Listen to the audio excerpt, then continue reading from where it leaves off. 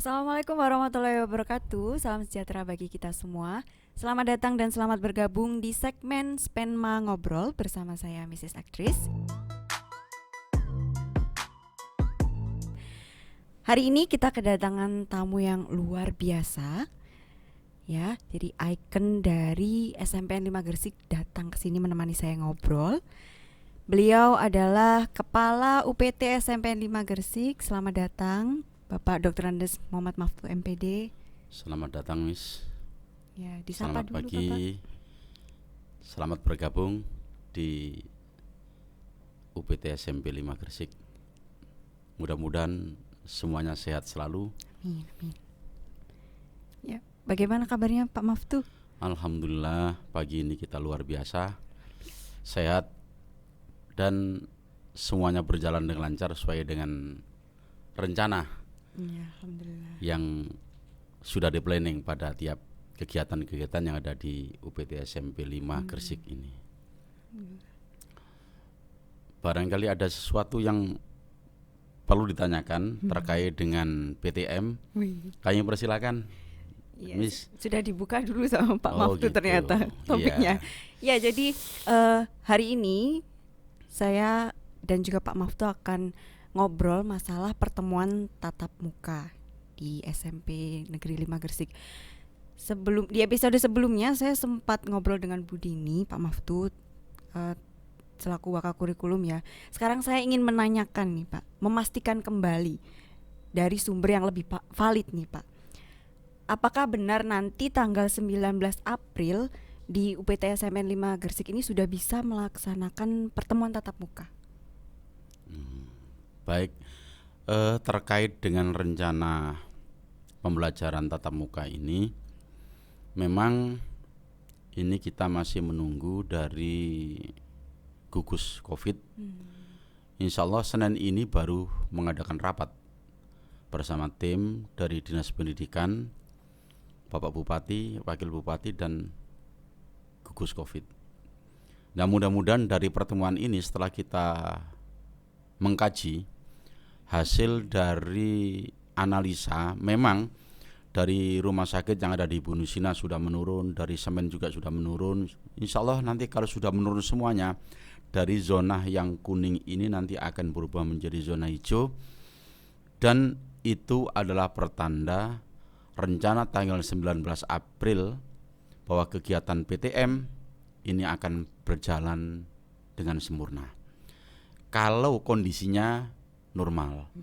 Tapi manakala nanti kalau kemungkinan jadi pandemi COVID ini meningkat lagi karena euforia dari masyarakat menjelang Ramadan ini sudah luar biasa seperti ya. ini, kalau nanti ada kenaikan lagi dari zona yang kuning menjadi oranye, mungkin akan beda lagi ceritanya ke depannya. Makanya kita berharap, karena anak-anak sendiri sudah merasa kepingin ketemu dengan guru, kangen juga dengan guru. Kemudian guru sendiri juga kangen, galau. galau. Apakah materi yang sudah disampaikan dengan model daring ini ternyata tidak mampu diserap oleh anak-anak, 90% nggak mampu. Nah, karena ini guru-guru juga mengharapkan adanya kegiatan PTM ini bisa berlangsung dengan baik. Begitu Mbak ceritanya. Oh ya, baik. Jadi tetap menunggu dulu Pak ya, dipantau Tetap menunggu dulu. ya, tetap menunggu, dan hari Senin ini sudah diadakan rapat koordinasi antara gugus COVID dengan pemerintah daerah dan Dinas Pendidikan Kabupaten Gresik. Oke, baik. Kalau menurut Pak Maftu sendiri, seberapa urgent atau seberapa mendesakkah sih pertemuan tatap muka ini terkait dengan peraturan keputusan pemerintah tanggal 19 April nanti tuh sudah bisa masuk. Kenapa nggak nunggu nanti aja? Mungkin terima tahun kasih. ajaran baru. Sebetulnya begini, Miss Aktris, kaitan dengan kebijakan dari Menteri Pendidikan, itu sebetulnya memberikan kesempatan pada sekolah-sekolah daerah-daerah yang hijau itu diberi kesempatan memang. Dari daerah-daerah yang dalam kategori dia zona hijau itu diberi kesempatan untuk bisa melaksanakan kegiatan pembelajaran. Tapi karena mungkin pemahaman dari masyarakat atau kebijakan pemerintah itu tidak sama, akhirnya mungkin ada kabupaten lain itu sudah mendahului. Seperti Lamongan kita lihat, itu sudah mendahului. Mulai Januari kemarin sudah bisa melaksanakan kegiatan PTM dan no problem, tidak ada masalah. Itu, nah ini adalah kebijakan menteri. Kemudian kalau ditanya seberapa urgent, kita melihat bahwa pendidikan ini sudah proses daring, ini sudah 1 tahun. Benar. Dan kalau nanti dilakukan uji publik, tidak semua materi itu yang dilakukan dengan daring itu terserap oleh anak. Ini yang menjadi Bapak Ibu guru menjadi risau dan galau. Sehingga apa? Anak-anak nanti kalau misalkan naik dari kelas 7 naik kelas 8, dari kelas 8 naik ke 9, ternyata kompetensi yang dikuasai oleh anak-anak kelas 9, anak kelas 8 ini adalah tidak sesuai dengan target yang diharapkan. Walaupun pemerintah sekarang dalam arti Menteri Pendidikan ini tidak membatasi target atau tidak ada alat ukur yang sudah ditetapkan tentang target. Makanya anak-anak kelas 9 ini ujian sekolah dilakukan ini dalam rangka tanpa ada ketentuan yang seperti pada saat ujian nasional. Tapi guru-guru ini sangat penting, sangat butuh sekali. Karena apa? Sudah sekian tahun, 1 tahun ini anak-anak sudah tidak melakukan proses pembelajaran, sehingga apa? Anak sendiri juga rindu. Ini yang pertama. Yang kedua, banyak di antara siswa-siswa ini yang proses pembelajaran daring itu adalah memanfaatkan wifi yang ada di warkop-warkop.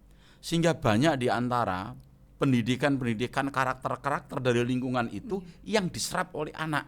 Karena disitulah contoh yang dilihat anak dan dia dilakukan. Bahayanya ini kalau nanti karakter yang dari luar ini kemudian dibawa sekolah, kemudian sekolah ini tidak mampu untuk melakukan dalam artian filter, anak-anak tidak mampu untuk memfilter, maka lingkungan sekolah ini nanti akan menjadi seperti lingkungan kafe. Lah ini akibatnya seperti itu. Dan dilihat juga banyak diantaranya wali murid dari bapak ibu yang dia kerja, dua-duanya kerja, tidak juga mampu mengontrol kegiatan pembelajaran anak daring di rumah. Sama-sama sibuk. Sama-sama sibuk. Ini faktor lagi yang tidak mendukung, tidak semuanya anak kadang-kadang HP juga mampu. Ya, betul. HP dipakai untuk daring ini semuanya kadang-kadang program itu Google Classroom ini nggak mampu. Kadang-kadang ada yang anak itu HP-nya yang punya hanya bapaknya saja, ibunya anak di rumah nggak punya. Jadi banyak faktor-faktor yang ini diharapkan, karena memang faktor-faktor seperti itu banyak sekali, maka guru berharap agar nanti anak-anak menguasai sesuai dengan kompetensi yang dimiliki, diharapkan secepatnya aja bisa masuk. Sehingga nanti pada saat pembelajaran tatap muka itu kita akan mereview kembali materi-materi yang sudah diajarkan melalui program daring. Begitu Miss. Terima kasih. Nah, untuk kalau misalnya nanti jadi masuk nih Pak, apakah semua sekolah itu boleh melaksanakan tatap muka atau mungkin hanya beberapa sekolah saja? Maksudnya sekolah percobaan gitu. Oke. Memang rencana awal dari draft yang sudah dilakukan oleh dinas ini sudah melakukan pemetaan. Kira-kira sekolah-sekolah mana yang menjadi percontohan. Ini dinas sudah melakukan. Jadi tidak semua sekolah ini boleh masuk. Sekolah-sekolah yang sudah menyiapkan ya sarana prasarana dengan lengkap itu yang diperbolehkan. Karena apa? Tidak semua sekolah ini ternyata bisa menyiapkan sarana prasarana pendukung terkait dengan persiapan-persiapan anak untuk bisa melaksanakan PTM. Jadi mungkin memang draft awal itu hanya sekolah-sekolah contoh saja yang dipersilakan untuk masuk. Kemudian nanti berikutnya bertahap sampai nanti pada sekolah jenjang seluruh, baik SD maupun SMP, MI atau sanawiyah, madrasah sanawiyah. Oke. Nah, terkait dengan sarana prasarana yang harus dipenuhi sekolah nih Pak, untuk melaksanakan pertemuan tatap muka. Jadi apa sih sebenarnya syarat-syarat yang harus dipenuhi sekolah agar menjadi sekolah tangguh COVID? Ya. Terima kasih. Terkait dengan sekolah tangguh COVID dan persyaratan sekolah untuk bisa melaksanakan PTM. Syarat yang utama adalah menyiapkan JTPS. Apa itu, Pak? Cuci tangan pakai sabun. Oh, ya. sarana tangan. Cuci tangan pakai sabun ini adalah menggunakan fasilitas yang diantaranya adalah di sana ada sabun, kemudian ada tandon air yang mengalir. Jadi tidak seperti kobokan. Jadi anak masuk, ya persyaratan yang dimiliki yang pertama prokes harus jalan. Iya. Jadi kita prokes itu jalan, tidak boleh tidak. Makanya sekolah ini sebelum masuk sudah mengisi list tentang pemetaan apa yang sudah disiapkan. Di antaranya adalah prokes. Nah, prokes ini meliputi ada masker. Persiapan bagi siswa yang tidak memiliki masker kita siapkan. Yang kedua, face shield. Face shield. Ya, face shield itu di antaranya setiap siswa satu kita siapkan. Yang berikutnya adalah tempat tandon air dan keran untuk cuci tangan. Kemudian berikutnya adalah poster-poster terkait dengan himbauan-himbauan anak-anak. Jadi misalkan masker adalah masker prokes adalah merupakan vaksin yang utama. Sehingga anak-anak diingatkan ini. Kemudian petunjuk-petunjuk yang lain. Misalkan begitu anak datang sudah masuk pada area khusus. Jadi yang perempuan, nanti perempuan, yang laki-laki, kemudian nanti dites dengan termogan.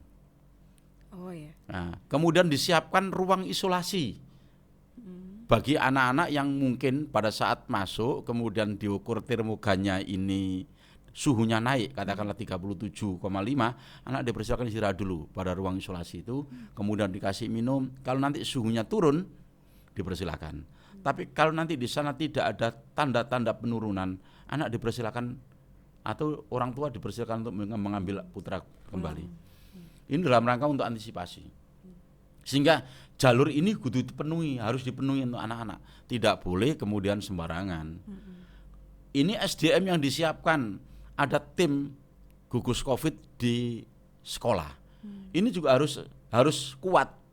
Timnya juga harus mau ngontrol anak-anak ini. Karena apa? Anak diberi kesempatan untuk masuk hanya 50%. Sehingga kalau misalkan kelasnya itu kapasitasnya adalah 32, maka yang masuk hanya 16. Ini prokes jalan. Ya, jadi prokes jalan. Kalau nanti mungkin pada saat ditermogan suhu anak sudah mencapai 38, langsung saja dipersilakan untuk kembali dibawa orang tuanya pulang. Jadi kita dalam rangka ini adalah memang mengantisipasi. Kemudian himbauan-himbauan yang lain termasuk 5M. Nah, ini harus memakai masker, kemudian menjaga jarak, menghindari kerumunan, mencuci tangan pakai sabun, kemudian menghindari ada mobilisasi. Nah, ini memang diupayakan agar anak-anak sudah terbiasa hidup sehat. Jadi begitu datang dia harus cuci tangan, kemudian masuk ruangan yang diinspektan, kemudian diperiksa suhunya. Kalau normal dipersilakan untuk masuk. Rencananya memang seperti itu, dan ini akan dikendalikan oleh tim COVID yang ada di sekolah masing-masing. Begitu, Miss. Terima kasih. Oke, jadi kalau untuk sekolah kita sendiri nih Pak, sudah sejauh apa persiapannya? Alhamdulillah. Jadi kemarin pada saat rapat staf sudah saya informasikan, kita sudah harus menyiapkan. Yang pertama sudah disiapkan sterilisasi ruangan dulu. Jadi setiap digunakan oleh anak, maka sore harus dilakukan sterilisasi. Tiap hari seperti itu. Kemudian cek kebutuhan sarana prasarana yang kurang akan kita penuhi. Alhamdulillah dari mulai sarana prasarana dan SDM-nya sudah disiapkan oleh tim dari gugus masing-masing ini, insya Allah sudah 99% kita siap untuk melaksanakan kegiatan PTM yang ada di UPT SMP 5 Gresik ini. Oke, alhamdulillah ya. Berarti kalau misalnya nanti jadi masuk, sudah tidak perlu khawatir lagi ya Pak, karena syarat-syarat sekolah tangguh sudah dipenuhi. Insya Allah seperti itu, dan alhamdulillah semuanya sudah berjalan sesuai dengan rencana dan sesuai dengan target yang kita upayakan. Alhamdulillah. Oke, itu tadi persiapan yang dilakukan oleh sekolah. Kemudian apa yang harus diperhatikan oleh wali murid mungkin dan juga anak-anak ketika mereka masuk sekolah nanti, Pak? Apa yang mungkin harus dipersiapkan, harus memperhatikan apa? Oke, terima kasih untuk Bapak Ibu wali murid dan anak-anakku sekalian yang saya banggakan. Karena situasi yang seperti ini, maka yang perlu dijaga yang pertama untuk wali murid, kebutuhan makanan bagi anak-anak harus dipenuhi. Ini yang pertama. Karena apa? Kalau makanan ini kurang, maka daya tahan tubuh atau imunitas anak menjadi turun. Ini yang pertama. Jadi kalau misalkan nanti karena di sekolahan ini tidak ada kantin, tidak ada ini, maka yang perlu disiapkan orang tua yang pertama, kontrol anak mau berangkat, kontrol. Apakah sudah sehat anak ini? Kemudian masker siapkan. Kemudian anak dibekali makanan. Anak dibeli makanan, apa makan siang atau apa makanan-makanan ringan untuk extra food pada saat jam 10 harus dibekali anak. Nah. Kemudian anak diantar, anak tidak diperkenankan naik ojek atau tidak diperkenan naik angkot. Karena apa? Nanti kalau diangkot ada komunikasi dengan orang lain atau apa? Di sana mungkin bisa saja terjadi infeksi dari orang lain yang mungkin dia terkena COVID, terinfeksi oleh COVID. Nah ini yang berbahaya, terpapar oleh COVID. Maka ini yang berbahaya. Maka orang tua setelah dikontrol mulai dari persiapan masuk sekolah, bukunya, maskernya, kemudian makanannya disiapkan, anak diantar sekolah. Sampai di depan sekolah nanti akan dicek oleh Bapak Ibu Dewan Guru, tim gugus COVID. Suhunya diukur dulu kira-kira. Kalau nanti suhunya 38 atau 37 saja sudah dipersilakan untuk pulang. Makanya bagi orang tua, kalau sekiranya memang anak ini sakit, batuk, pilek, panas, dan mohon nggak apa-apa. Jadi mohon untuk bisa tidak masuk di sekolah dulu, nggak apa-apa. Sekolah memberikan kelonggaran. Kemudian bagi anak-anakku, tolong diperhatikan prokes dengan baik. Jadi diberikan prokes, karena prokes ini adalah merupakan vaksin yang utama bagi dirinya, maka ini harus diperhatikan baik-baik. Kemudian 5M tetap harus dilaksanakan. Karena tetap walaupun di sekolah, social distancing adalah tetap dijalankan. Karena kita masuk 50%. Lah anak-anakku sekalian mohon untuk dipatuhi. Semua peraturan-peraturan yang ada di sekolah tolong dipatuhi. Ini adalah demi masa depan putra-putri anak-anakku sekalian yang saya banggakan. Sehingga jangan sampai ada dia masuk sekolah kemudian malah justru terpapar. Nah ini, itu Bu. Makasih ya Miss. Ya, mungkin ini yang juga akan jadi pertanyaan anak-anak ya. Ketika nanti masuk nih Pak, bagaimana sistematika belajarnya, maksudnya teknis belajarnya seperti apa, terutama kelas 9 nih Pak. Kalau memang nanti tanggal 19 itu jadi masuk sekolah, mereka kan ujian sekolah waktunya, masuk langsung ujian. Jadi sementara untuk anak kelas 9, jadi anak kelas 9 nanti masuk langsung ujian, dan kita menggunakan ujiannya adalah 2 sesi, jadi menggunakan CBT 2 sesi, sehingga nanti mungkin satu hari hanya 1 mapel. Sehingga ujian butuh waktu kira-kira 2 minggu ujiannya Bu. Yang semestinya 1 minggu, kalau 2 mapel 1 minggu sudah cukup, karena ini 1 mapel. Jadi 2 minggu waktunya agak panjang. Karena masuknya adalah 50%. Ada sesi yang pertama, adalah sesi yang kedua ini untuk kelas 9. Ya. Untuk kelas 7 dan 8? Untuk kelas 7 dan 8 pada saat nanti anak ujian kelas 7 dan 8 ini, nanti anak kelas 7 kita lakukan pondok Ramadan. Oh iya. Yang putra. Puasa ya? Ya, yang putra. Berikutnya nanti 1 hari kemudian kelas pondok Ramadan anak putri kelas 7. Selesai begitu kemudian berganti kelas 8 ya, kelas 8 Ramadan putra, kemudian berikutnya kelas 8 putri. Selesai sudah 4 hari itu, ada waktu 2 hari. Waktu 2 hari ini adalah digunakan Bapak Ibu guru. Yang pertama adalah untuk menyiapkan secara mental dan psikis anak-anak masuk di dalam komplek pendidikan ini. Karena apa? Anak sudah 1 tahun nggak masuk ke sekolah. Ya, benar. Sehingga bagi anak-anak kelas 7 yang kemarin wawasan Wiyata Mandala hanya dilakukan dengan virtual, maka pada saat inilah ditunjukkan, disampaikan. Nah ini pentingnya seperti itu. Kemudian juga disiapkan secara mental. Ini adalah lingkungan sekolah, bukan lingkungan warung, bukan lingkungan kafe, ya, bukan lingkungan kafe-kafe. Sehingga apa? Secara mental, mulai rambut, mulai kuku, mulai semuanya disiapkan bahwa kamu sudah masuk sekolah dan harus mengikuti peraturan sekolah. Oke, itu kira-kira dalam masa 2 hari semuanya insya Allah sudah siap dan selesai. Oke, baik. Ya, jadi semoga penjelasan dari Bapak Maftu ini semakin membuka pikiran kalian ya, biar semakin jelas dari info-info yang mungkin kemarin masih kurang jelas. Semoga menjawab. Terima kasih Bapak Maftu sudah menyempatkan untuk ngobrol dan memberikan pesan terhadap anak-anak. Semoga bermanfaat ya pesannya. Baiklah, sekian. Wassalamualaikum warahmatullahi wabarakatuh. Waalaikumsalam warahmatullahi wabarakatuh.